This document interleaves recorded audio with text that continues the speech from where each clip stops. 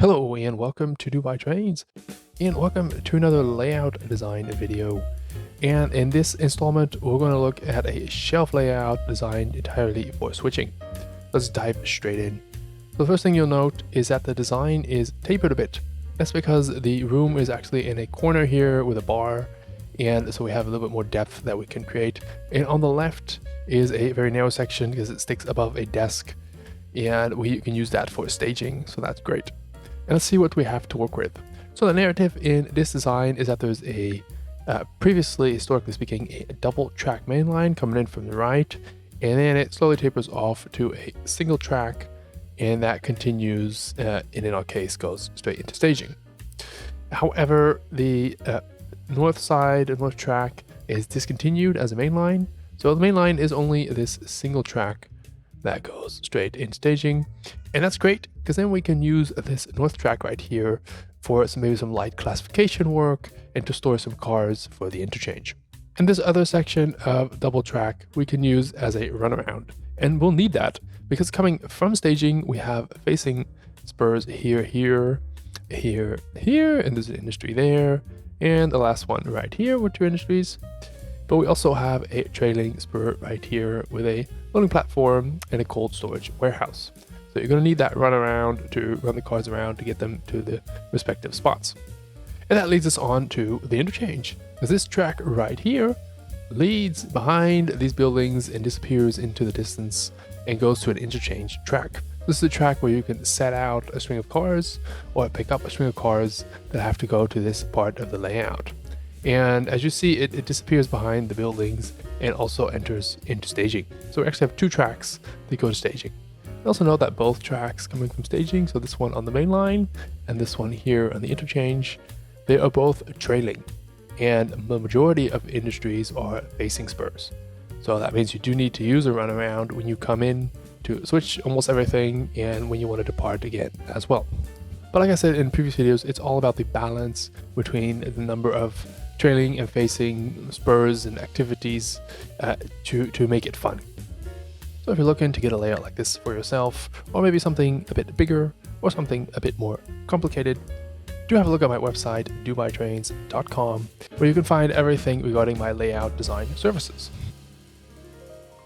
One thing I noticed that this piece of track is just a scenic element. So this layout is inspired by Calgary in Canada, and they have this light rail system, and that dives underneath a lot of crossings and it flies over them.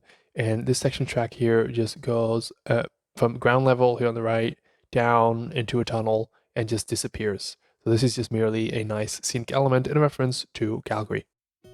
So let's have a look at the industries. Let me just turn on the cars. And what you also note is that, I filled in this roof section because the track here going into the interchange is supposed to hide and disappear between the buildings and the bushes, and you can opt to extend those roofs just to really physically hide the track, or you can keep them visible as you wish.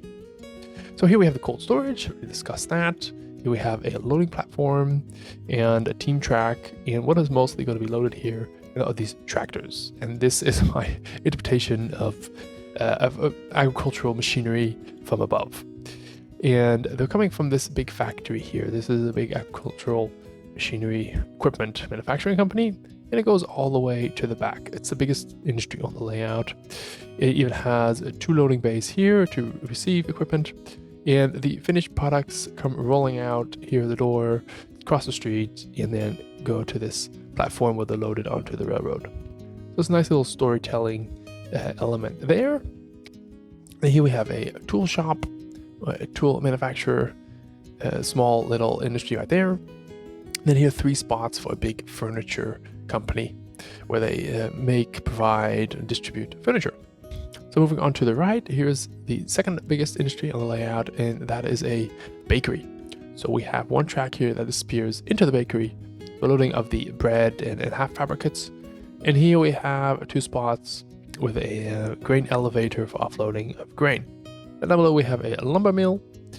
So two spurs right there, one for loading finished products. Another track here again goes into the building, and this is more for the raw products and the offloading of the lumber itself. So going a bit to the left for the staging, The staging is actually quite large because we have this predetermined length of the desk that we're going over, so I don't think it'll be full completely to the max. I came up with an intricate switching arrangement like this. So you basically have one dedicated track and one optional track for the staging of the interchange, and one dedicated track and one optional staging track for the staging of the mainline traffic. So how would you actually operate this layout? Well, first off, all the industries wouldn't be completely full when you start off. So let's say we have a train coming in, and then, like I said, it wouldn't all be completely full. So I think this one, we'll just take those cars out, and here as well, take them out. We don't need all those cars. And maybe there's one here, and then the bakery was already loaded, picked up in the morning, and here we have 2 cars. Maybe they need to go to the interchange, and the lumberyard has requested for some empty cars so it can load the produce. So you would come in like this, and the first thing I would do is you always need to pick the cars that you want to pick. So how you do that is really easy. You just take the locomotive, and you would go up and down, and you would just collect that car. We go up and down, maybe here, and then maybe we go collect that car. And by that time, you just park those cars, the ones that we just collected. And then you just get your engine, go to the other side of this train, and do the same maneuver, but in the other direction. So you just go up and down, and say, oh, we have one car, we have to park it right there. Apology for the crude graphics, but this does just get the point across in the most effective manner. And then we will put one right there, and then we will go back to the stack. So that was all the facing spurs. So now we would just do the same for the trailing. So you just hook up here, you get that car, for example, if we need that one, and then we just go back here, and that was the end of the shift. And then you just go on the runaround, go back to the front of the cars, and then off you go into staging. Just like that, nothing too complicated. And then of course we also have the interchange track. So how I would deal with that, I would have a second engine come in, and all it does is spot cars coming from the interchange track on this track and pick up the cars that are here ready to go to the interchange. Yeah, nothing more, nothing less than that. And then the main engine that's housed here on the main line on this lower section of the staging, that engine would actually switch everything that's here. You could also let the engine from the interchange switch certain industries with the cars that it's coming with from the interchange. That's another option how to do that. So if you want to get started with this track plan, do go to my Patreon page. The link is down below. And then you can download all my track plans and a lot of additional information in the InReal format. So you can also change it a bit to your needs, or upon request, I can change that layout for you. So that's all for today. Thank you all for watching. That's it. Bye bye.